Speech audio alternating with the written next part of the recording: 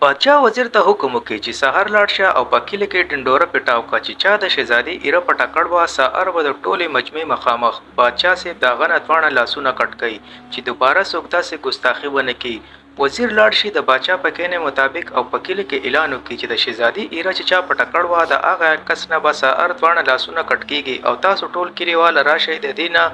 تماشه وکړئ چې دنه د باچا لاسونه څنګه کټ کړي او چې دوباره څوک د غلا کولو کوشش ونه کړي او دا وزیر لاړ شي دی الک ته ووایي چې ظالمه کو تا دا غلا نه وکړی نو ستا نه او په دې کچه عمر کې دا دواړه لاسونه نه کټ کېدل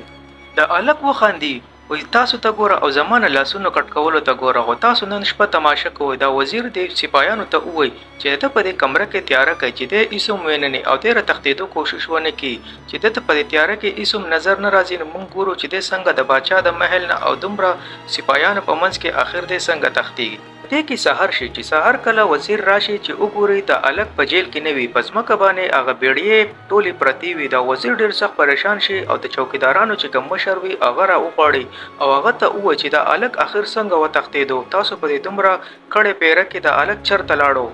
تاسو به اوس خیر نه باچا صاحب به تاسو په سولي ضرور چړاوئ دا دروغه ورته ووایي چې یار ټول سپایان خو یو قسم نه دی وده شوی او د دې پورې چې په پیغاخ شپه په خپله چوکیداري کړله نو آخر د الک په کم طرف باندې د دې محل نه وتښتېدو موږ خو په سمج کې څه نه راځي وزیر اعظم چې کم دی لاړ شي په باچا پسې او باچا ته ټوله قصه سناو کوي چې الک تښتېدلی دی باچا ډېر سخت غوسه شي او حکم وکړي چې کم چوکیداران په بیګا د شپې په چوکیدارۍ باندې دا ټول په کلاګار کې بند کوي او د یو په ملا باندې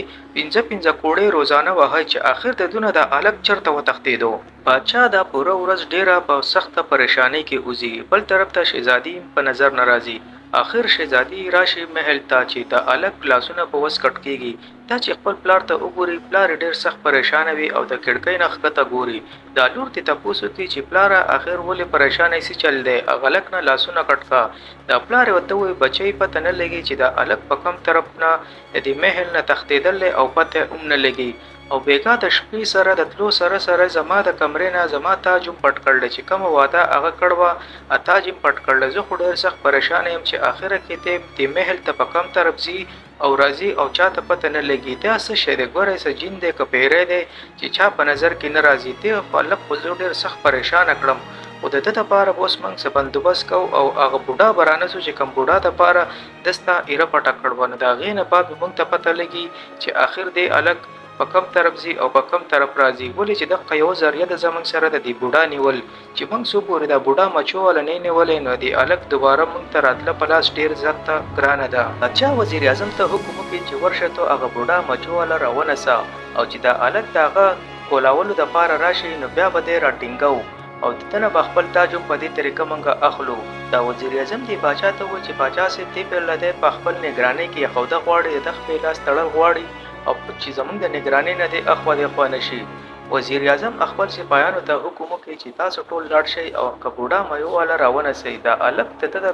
خلاصېدو دپاره به ضرور د محل ته راځي دا سپایان ټول د وزیر اعظم په خبره باندې په ګوړو سوار شي او لاړ شي په هغه بوډا مایګیر پسې مچو والا پسې سپایان هغه بوډا راولي او باچا په خپل نگرانۍ کې شاهي مهمان خانه چې کوم وي په هغه کې بند کړي او وزیر ته ووایي چې په کلي کې اعلان وکړه بوډا مایګیر موږ نیولی او سهار به د دنه موږ سترګې وباسو او په چیلانو په ټپسانو او په قارغانو په ده باندې به موږ د ده دا غوښې خورو د کلي دا خلک چې دا واوري دا کلي دا خلک ډېر زیات خفه شي او د هلک هم ډېر زیات خفه شي چې د ده په ما لاس نه رسېدو نو ده دا غریب بوډا بیا راټینګ کړو خو خیر زه به اوس د دونه د دې بدله اخلم بل طرف ته باچا په خپله په دې بوډا باندې نظر ساتي چې دا بوډا د الک په کم ټیم راځي او دا بوډا به د دې ځای نه ازادۍ په دې کې شپه شي د شهزادي چې کومه کمره وي د هغې نه د چغې اواز راشي باچا چې دا چغه واوري دی او وزیر اعظم او باچا دا ښځه ورمنډه کې دوی چې لاړ شي وګوري شهزادي په خپلې کمره کې بېهوشه پرته وي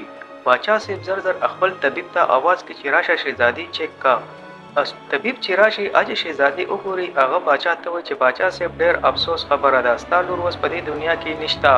دا څه ډېر خطرناک مار چې چلې ده او د زخرو د وجې ستا لور د دې دنیا نه رخصت شوه باچا په سترګو کې اوښکې راشي چې زما د زندګي دغه یو سهاره وه او دا رانه هم دې ظالم واغسته بل طرف ته د وزیر اعظم د باچا په تاج باندې نظر شي نو هغه باچا ته و چې باچا صاحب ستا تاج هغه دی پروت دی راته ښکاري دا غل د شپې راغلی او د تاج یخی دی او ماته خو داسې ښکاري چې دې هلک ته په دې محل کې د شهزادي په کمره کې مار پرېښی دی. پاچا صاحب د ده په خبرو غور ونه کړي. هغه ډېر سخت خفه د هغه لور مړه وي. سهار د سمندر په خوا کې شای قبرستان وي، په هغې کې د سیدناز